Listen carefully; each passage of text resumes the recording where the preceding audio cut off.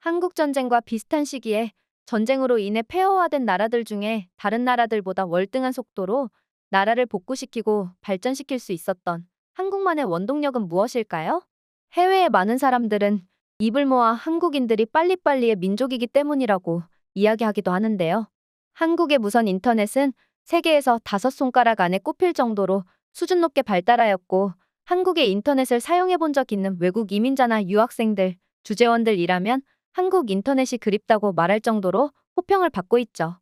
스마트폰 보급 역시 세계 어느 나라보다 빠르게 이루어졌고, 현재는 초등학생부터 초고령층까지 스마트폰이 없는 국민이 거의 없을 정도로 국민 소유품이 되었습니다. 결과적으로 보면 한국인들의 빨리빨리 문화는 한국의 사회와 경제의 급성장을 촉진시킨 주요 요소 중 한 가지라는 것에 반박할 여지가 없어 보이는데요. 한국에 여행을 오거나 취업, 이민, 유학 등을 이유로 오게 된 여러 나라의 외국인들은 한국에서 지내면서 빠른 행정 처리 속도에 감탄을 하며, 이따금씩 고국으로 돌아갈 때면 상대적으로 너무 느리게만 느껴지는 업무 처리 속도에 속이 타들어가는 느낌이라고 말합니다. 프랑스에서 한국으로 취업을 오게 되어 2년째 거주하고 있는 프랑스 남성의 이야기를 자세히 들어보겠습니다. 안녕하세요. 저는 프랑스에서 온 로빈이라고 합니다.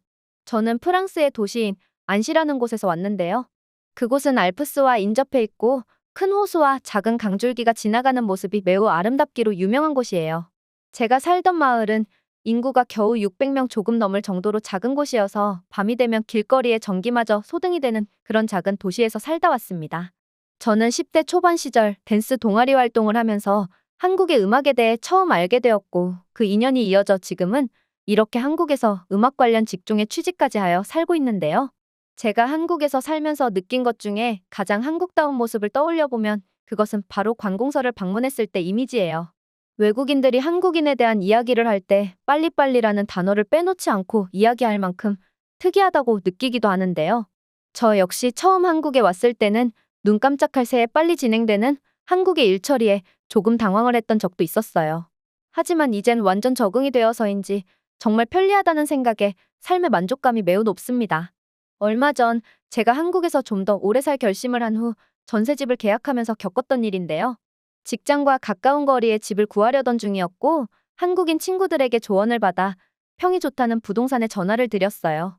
시간을 맞추어 오면 조건에 맞는 집을 보여준다고 했고, 약속한 날 부동산을 방문하였습니다.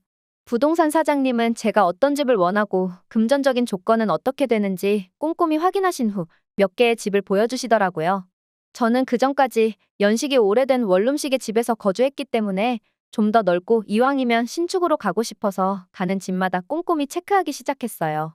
그래서 한국의 아파트들을 전반적으로 살펴보니 설계부터 정말 완벽할 만큼 잘 만들었다는 것을 알 수 있었는데요.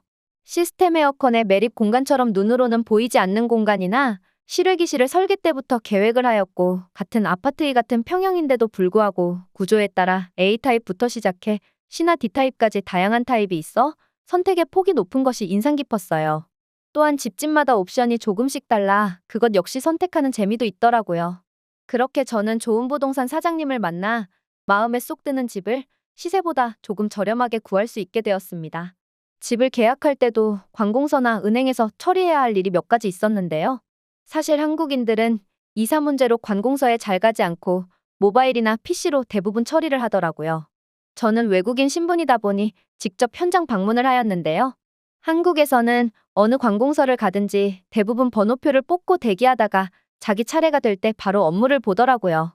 줄 서는 문화를 중요하게 생각하는 프랑스인으로서 참 반가운 모습이었습니다. 다른 나라에 여행을 가보면 줄서기가 일반적이지 않은 나라들도 많잖아요. 결정적인 순간에 아수라장이 되어버리는 그런 상황에 제가 스트레스를 많이 받는 성격이었는데, 한국은 어딜 가든 줄을 잘 서고 번호표나 앱으로 예약을 하여 본인 순번이 될 때 편안한 마음으로 업무를 처리할 수 있다는 것이 참 좋았어요. 그렇게 차례를 지켜 창구 직원을 마주하게 되면 공통적으로 한국의 직원들은 친절하면서도 책임감이 강한 모습을 보였는데요. 대충 처리하는 법이 없이 꼼꼼히 확인하며 끝날 때까지 집중하여 일 처리를 하는 모습에 감사한 마음까지 들었어요. 한 번은 제가 한국에 있는 와중에 프랑스 현지의 통장을 개설해야 하는 상황이 있었는데요. 그때 제가 프랑스 은행 직원과 통장을 만들기 위해 여러 번 연락을 취하던 중이었어요. 그런데 갑자기 그 직원이 3주라는 장기 휴가를 말도 없이 가버린 것이죠.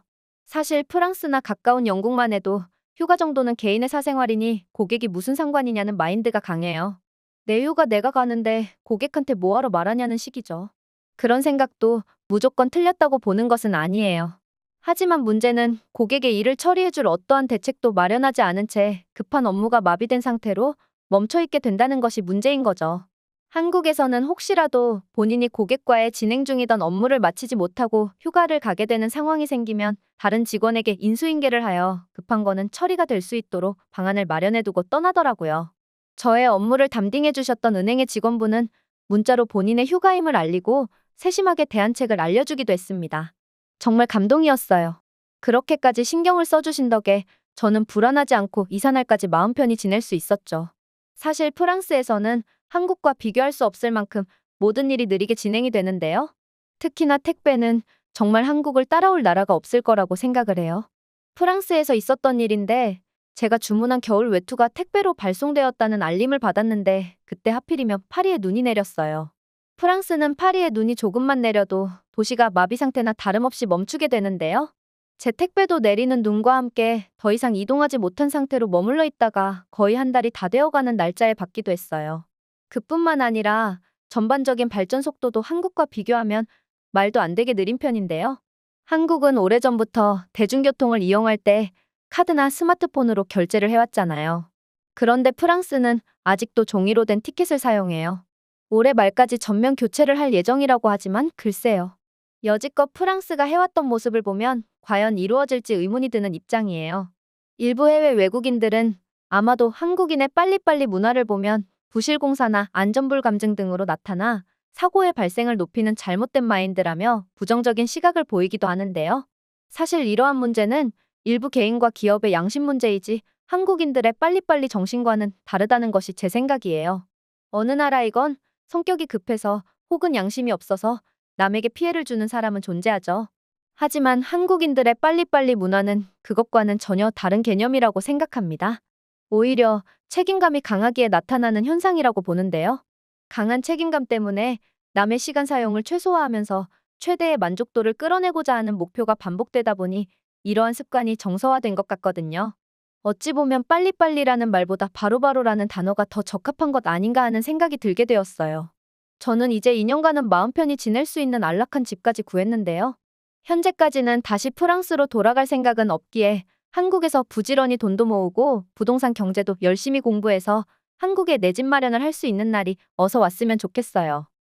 오늘 이야기는 여기까지인데요. 여러분들의 의견도 댓글로 남겨주세요. 시청해주셔서 감사합니다. 구독과 좋아요는 영상 제작에 큰 힘이 됩니다.